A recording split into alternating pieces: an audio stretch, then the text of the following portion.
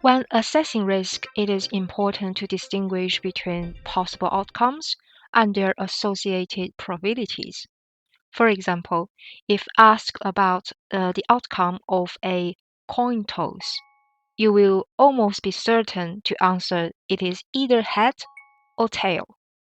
However, another outcome is that a coin could end up landing on its edge.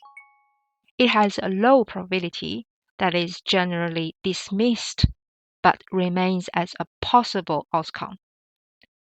In fact, estimated by one study to be approximately 1 in 6,000 tosses.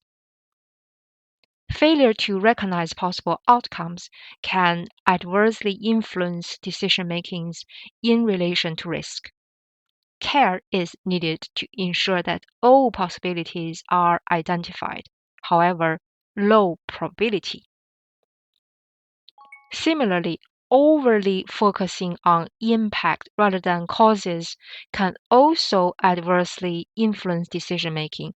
For example, where collateral is provided to mitigate credit risk.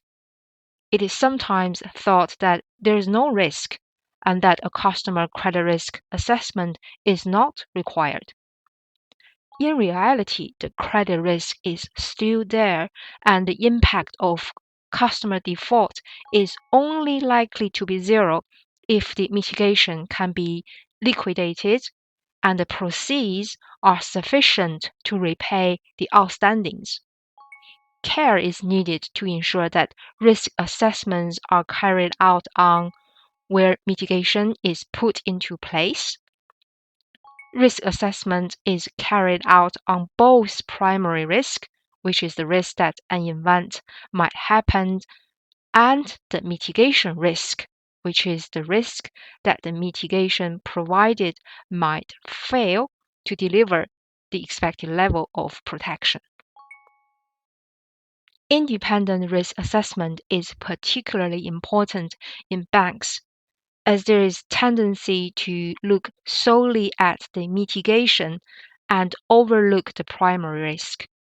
This is particularly true if the mitigation is cash, marketable securities, or bank guarantees.